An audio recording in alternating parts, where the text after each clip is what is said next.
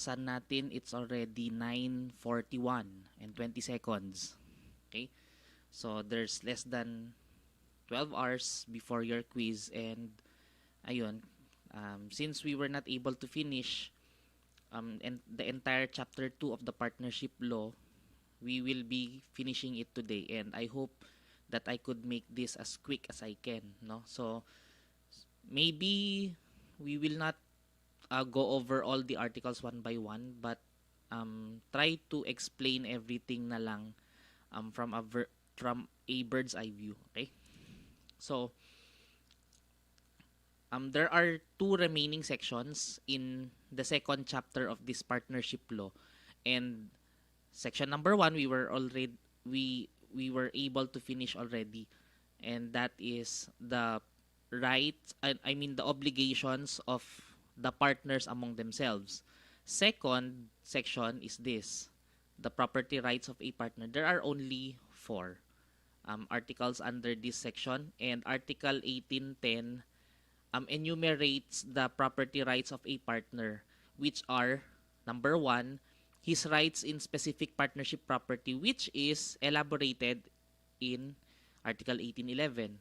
Second, his interest in the partnership, which is explained in Article 1812. And then finally, the right to participate in the management, which is already explained to you in our first video under Article 1803. This one. Because as I've said last time, if there is no partner that is appointed to be to be a managing partner, then all of them shall be considered the managing partner, and since they will all be considered agents, then whatever they do shall bind the partnership. Okay, so that's that. Okay, Article 1811.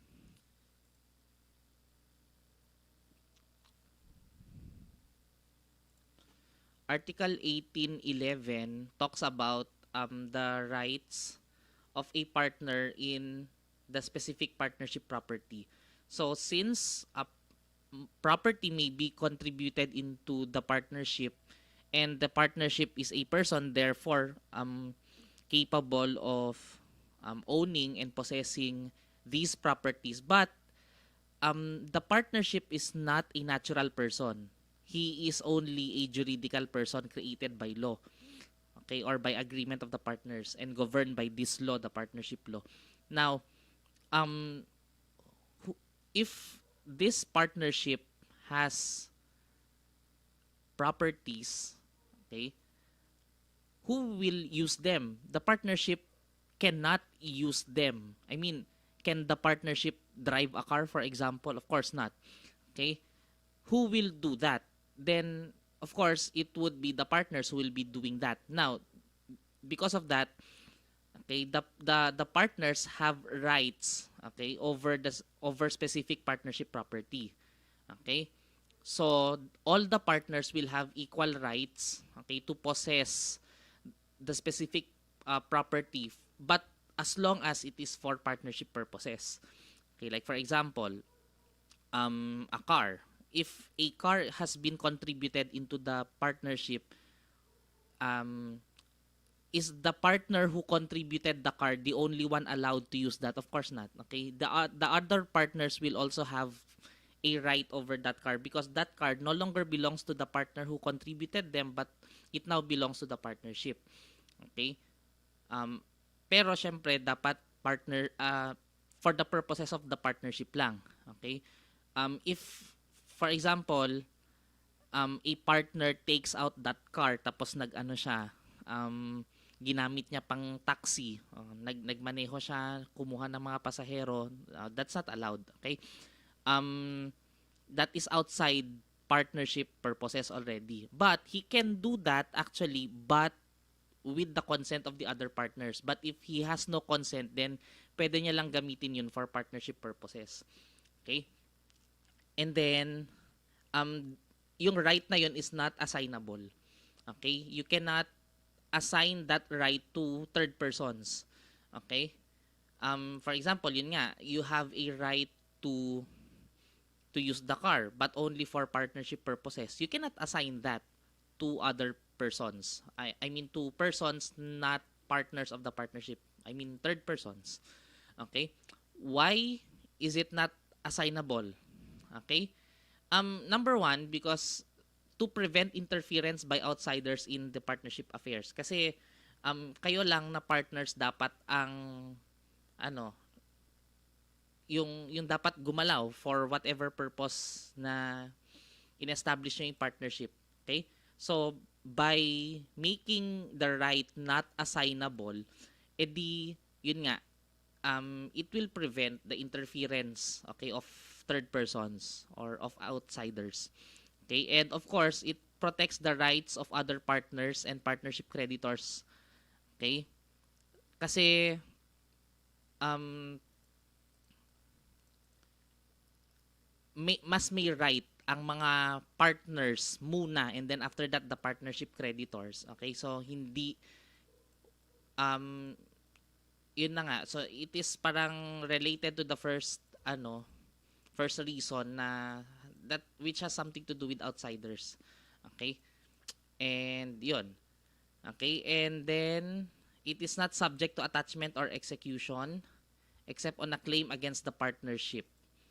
Okay, hindi pwedeng i-attach or i-execute yung specific partnership property, okay, except on a claim against the partnership. So if there are claims against the partnership by third persons, lalong-lalo na yung mga creditors, then pwede na siyang i-attach or i-execute. Okay, and then yun, Article 1812, a partner's interest in the partnership is his share of the profits and surplus. Okay? Parang ano ba yung hindi share eh. Parang yung stake niya doon sa partnership, parang ganon. Okay? Is the profits tsaka surplus. Ano ang profits? Alam niyo naman na yan. Revenue minus expenses, di ba? Okay, etong surplus, when we say surplus under Article 1812, that just means capital. Okay, parang excess of assets over liabilities. Okay, ang surplus kasi, yan na lang yung tirang assets after the partnership debts and the liabilities are already paid and settled. Okay, so after mabayaran lahat, kung ano man ang matira, yun. Kaya nga surplus sobra, okay? Yung sobrang assets after satisfying all the liabilities of the partnership. Okay, kung ano man ang matira dyan, okay, plus profits na undistributed, then that would be the partnership, that would be the interest of a partner in the partnership. Yun na yung i-distribute sa kanya in case na magkaroon ng dissolution. Okay?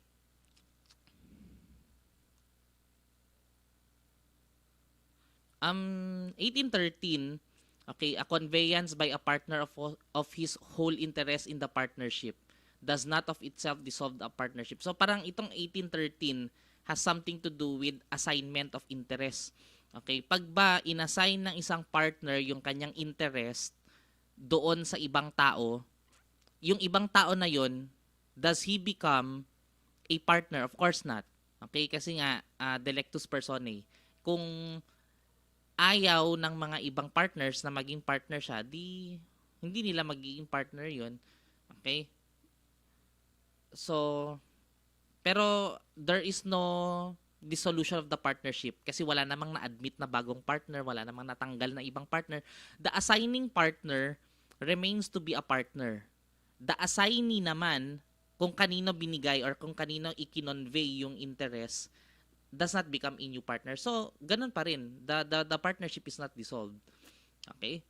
So, ano yung mga hindi pwedeng gawin ng assignee? Number one, to interfere in the management. Bakit partner ka ba?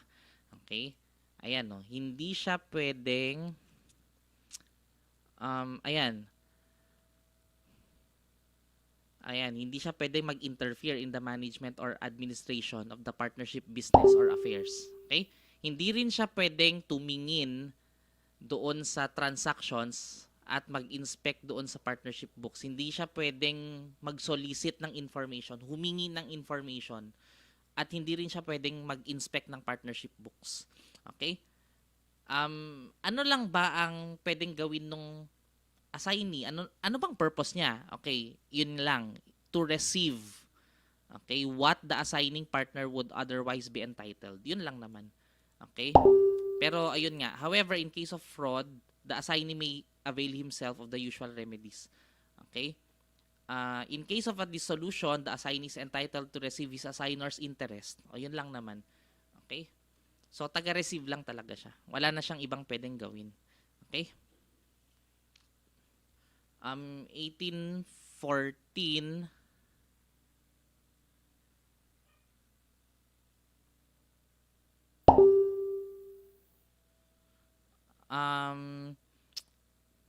without prejudice to the preferred rights of partnership creditors under Article 1827, we'll go to this Article 1827 later. Okay? The court which entered may charge the interest.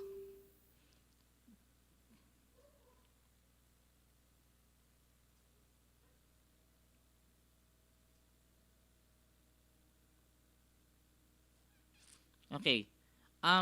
This has something to do with separate creditors of the partners. Okay? Do these separate creditors, kunwari, si partner A, meron siyang pinagkautangan, okay, na ibang tao na hindi naman pinagkautangan ng partnership. Okay? Let's say si partner A nga, and then let's say may isang tao, let's call him partner Z. Okay? So si Z, may utang sa kanya si A. Okay? Pero yung partnership, wala namang utang kay Z. Okay? Hindi pwede na magkaroon ng rights yung si Z, okay, doon sa partnership property. Kasi that is reserved for partnership creditors. Kung yung mismong partnership ang may utang sa'yo, then yun, meron kang rights. I mean, mauuna ka na makaka-receive doon sa partnership. Pero kung hindi naman, okay, ayun, hindi pwede. Okay?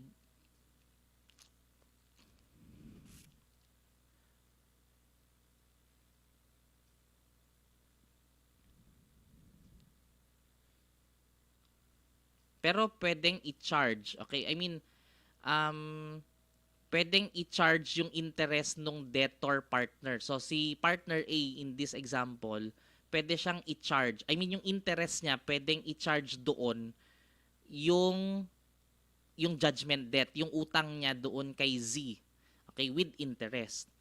Okay? Pero, magkakaroon lang may mare-receive lang si partner Z. No, hindi pala siya partner. May mare-receive lang si Z. Okay? If may matitira doon sa interest ni A. Okay? Ni partner A. Kasi nga, mauunang mabibigyan yung mga creditors ng partnership mismo. Hindi yung creditors ng mga individual partners. Okay? Ayun. So, yun lang. Yun lang ang Section 2. Section 3, obligations of the partners with regard to third persons. It is already enumerated dito. Ito lang siya. Ganyan lang kaikli. Okay? Ganyan lang kaikli yung summary natin ng Articles 1815 to 1827. Okay? By the way, ito yung kanina, no? Doon sa assignment of interest, yung Article 1813. Ito siya. Okay? Now, let's go to Articles 1815 to 1827. So, yung una, okay, dapat meron kang firm name. Okay? When we say firm name, parang that's the name under which you are going to operate. Okay? Name or title or style under which a company transacts business. Okay? So, dyan makikilala yung partnership ninyo. Okay? So, ayun siya. Okay? which may or may not include the name of one or more of the partners. Usually naman ang ginagawa gumagawa ng ng acronym ng mga surnames. Okay? Like for example, SGV, okay?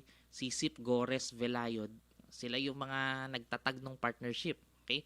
So, that is what their partnership will be known. SGV. O, yun na yung firm name nila. Okay?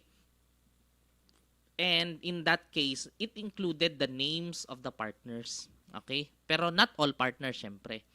Okay?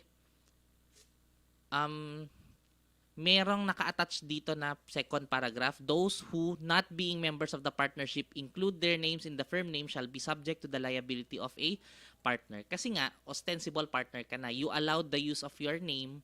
Okay, napag-usapan natin ito in our very first video, nung chapter 1. General provisions yung topic natin, di ba?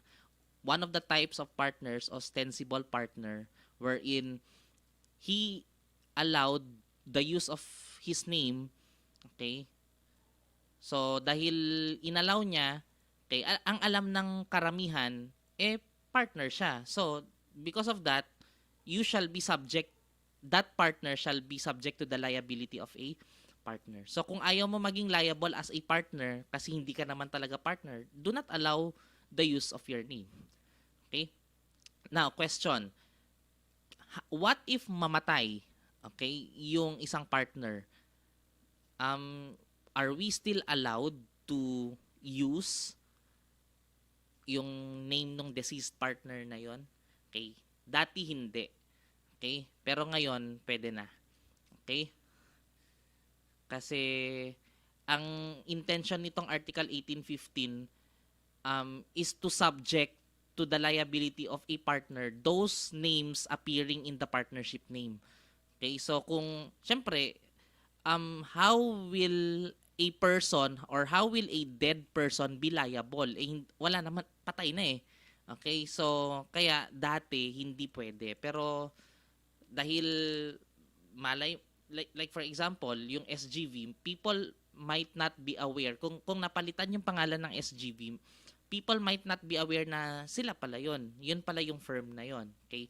Kasi the last surviving name partner of SGV died na, namatay na. Okay, si Washington Sisip. Okay, Gores Velayo, medyo matagal na rin silang namatay, but Washington Sisip lived for so long. I think 95 or 96 years old yata siya nung namatay siya recently.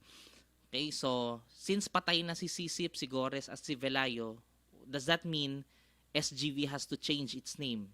Okay, hindi na. Okay, a new rule was released. Okay, I'll get back to you dun sa pangalan ng rule na yun or ng resolution na yun. Okay? But at least for your information, pwede na. The partnership can operate under a firm name which contains or which includes the name of a dead partner. Okay lang. Okay? Okay na. Okay, so Article 1815. Next, Article 1816.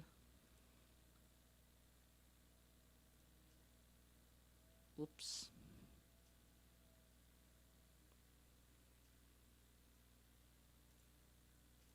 Okay, Article 1816, ayun, all partners shall be liable pro rata with all their property and after all partnership assets have been exhausted. So, all partners, okay, very clear, all partners, okay, will be liable pro rata, ibig sabihin proportionately, okay, with all their properties after the partnership assets have been exhausted. Okay? So, kahit industrial, okay, very clear, kahit industrial, liable. Pero syempre, itong industrial, dahil wala naman silang kinontribute na capital to begin with, okay, pwede silang maningil doon sa mga capitalist partners. Okay, so, for example, may obligation and then this industrial partner was able to pay or to satisfy that obligation using his separate property, okay, di pwede niyang singilin yung mga capitalist partners. Okay? Pero as to third persons, sa paningin ng third persons, all of the partners are liable. Okay? Ayun lang naman. Article 1817, any stipulation against the liability is void. Okay? So kahit pa sabihin ng mga partners na sige, wag natin isama sa industrial partner doon sa liability. That stipulation is void. Hindi pwede 'yun. Hindi pwedeng i-exclude ang industrial partners doon sa liability kasi nga sabi ng Article 1816, all partners are liable, and sinabi pa ng it's fortified pa lalo by Article 1817, which says na any stipulation. Kasi ang partnership very heavily based on agreement yan on stipulation Ginagalang ng batas yung mga stipulations, kaya lang naglalagay din sila ng limit. So kahit na napag-usapan ng mga partners na hindi isasali yung industrial partners, hindi pwede yun, sabi ng batas. It will be void. That stipulation will be void. Okay? Now, Article 1818,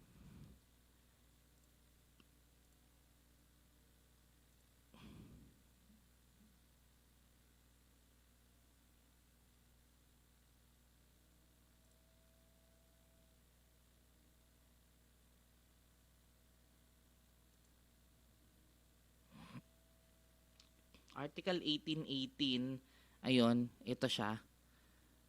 Every partner is an agent of the partnership. Okay? So, yun nga, yung sinasabi natin ng mutual agency, meaning the acts of the partners will bind the partnership. Pero ito yung rules. Okay? Not all acts of the partnership will be not all actions of the partner will bind the partnership. Okay? May mga acts of the partner na hindi mababind yung partnership. Okay? So, ito sila. Okay? Ito yung mga yun.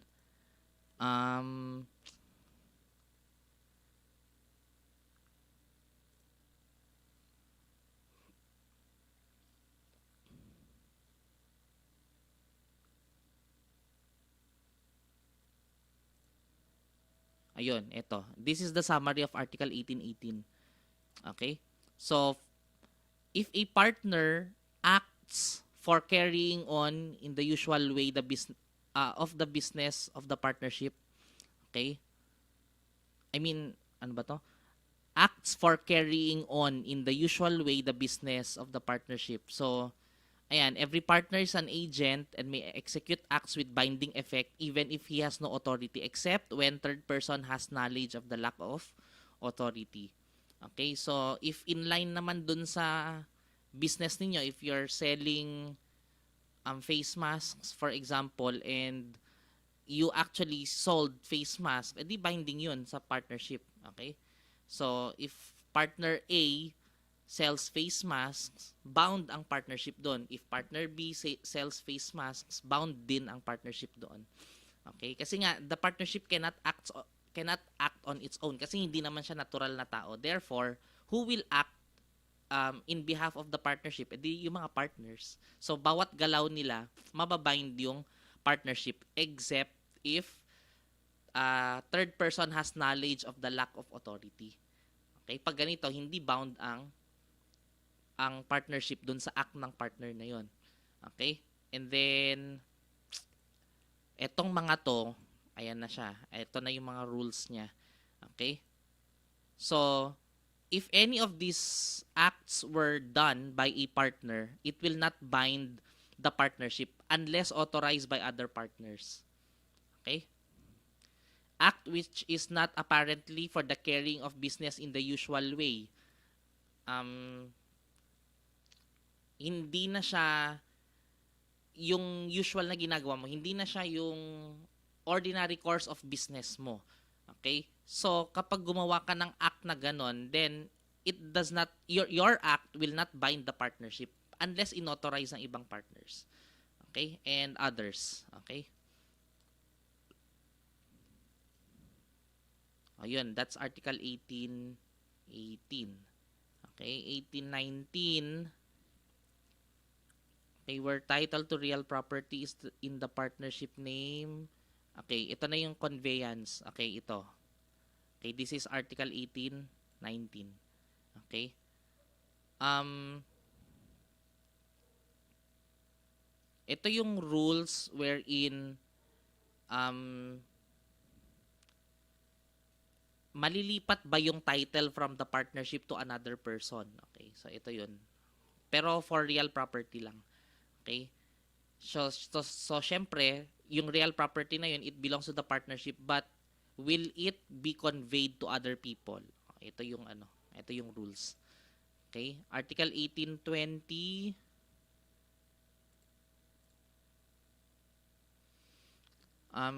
Ito siya.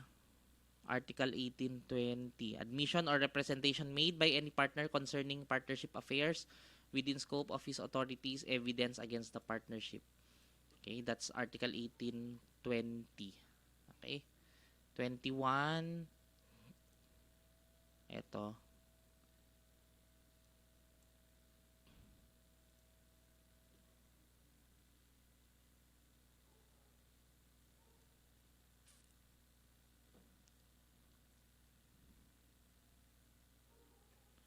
Okay? Um, Next, 1822, this one. Partners and the partnership are solidarily liable to third persons for the partner's tort or breach of trust. Ano ang tort? Negligence. Okay, acts of omission. Okay, or negligence. Those are torts. Okay? Ayan, whereby any wrongful act or omission, ayan, ito yung tort. Okay?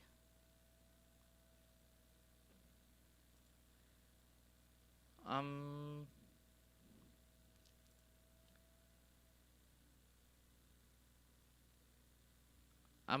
Mag-focus tayo dito sa Article 1825. So, ito yung estoppel na sinasabi natin. Okay? Pag nagpakilala ka as a partner of the partnership, eh hindi ka naman talaga partner. Okay? Or, ipinakilala ka na partner, ikaw naman, hindi mo kinorek. Okay? So, dalawa yon. Either ikaw mismo nagpakilala ka na partner, okay? In both cases, hindi ka talaga partner. You are not an actual partner, but yung sa una, nagpakilala ka as a partner. And may mga partners na nag-consent or all of them. Okay? And then, yung pangalawa, ipinakilala ka as a partner sa third persons, pero ikaw, by your silence, parang admission na siya na partner ka talaga when in fact hindi. Okay? So, ayun na nga, parang yung doon sa Article 1815, ayan. So, dahil yung pangalan mo, okay, dito kasi sa Article 1815, dahil isinali ang pangalan mo doon sa pangalan ng partnership, ang knowledge, ang common knowledge ng mga tao would be, partner ito. Kasi andun yung pangalan niya eh. Okay? So, ayun. Magiging liable na siya as a partner kahit na hindi talaga siya partner. That's an ostensible partner.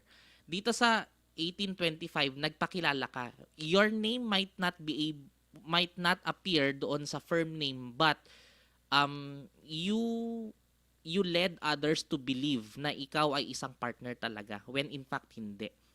How? Yun nga yung sinabi ko kanina. Nagpakilala ka or ipinakilala ka at hindi mo kinorek. Okay? So, yun. Ito siya.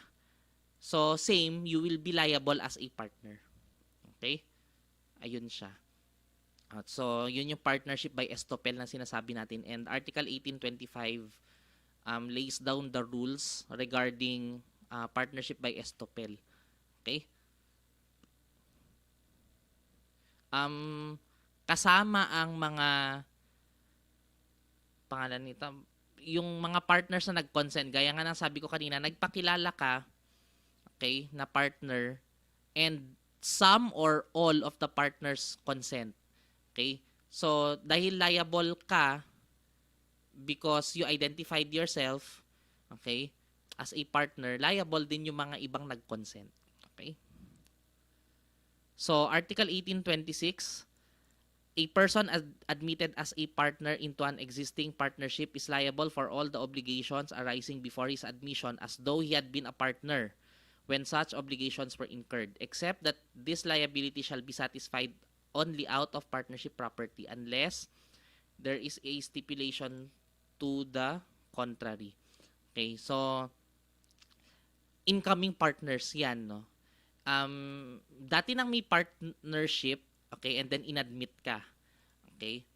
Um, are are you liable if you are a new partner? Are you liable for the obligations that are already existing? Okay? Yes. To the extent lang ng contributions mo. Okay? But from the moment that you were already a partner, okay, yung mga subsequent na obligations doon, then you are now liable until your separate property. Okay? Ulitin natin ha. Doon sa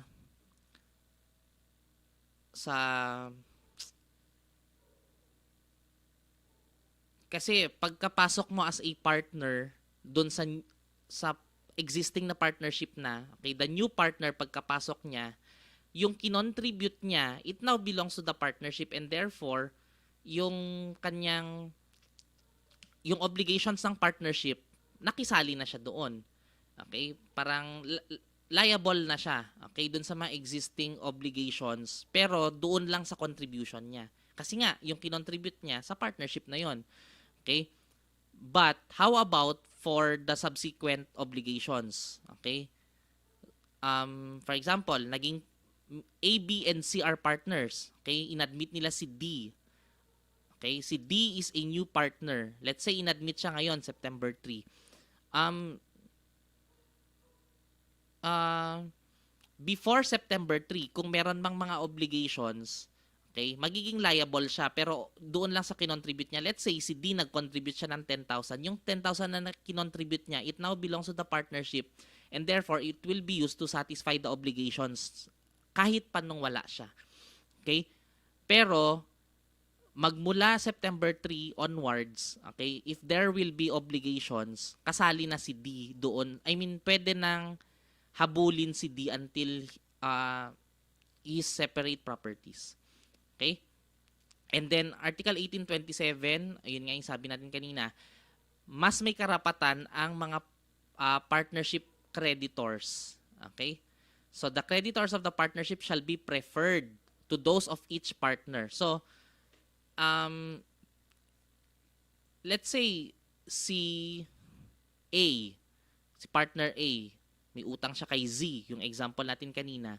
And then si letter Y, si Y is a creditor of the partnership. Sinong mas may right? Si Y. Okay? So the creditors of the partnership shall be preferred over the creditors of the other partners. Okay? Of each partner. Okay? The private creditors of each partner may ask the attachment and public sale of the share of the latter in partnership assets. Okay? Pero, well, ang private creditors, pwede naman siyang magkaroon ng claims. I mean, private creditors of each partner, okay, they can have claims over the partnership assets but only after the claims of the creditors of the partnership are satisfied. Okay, basta priority itong mga to over yung private creditors ng bawat partner. Okay? So, good luck and God bless sa exams ninyo. That's 30 points lang naman. Okay, and ayun, good for 1 hour lang. Okay? So, thank you for listening and good night. God bless, good luck sa exams.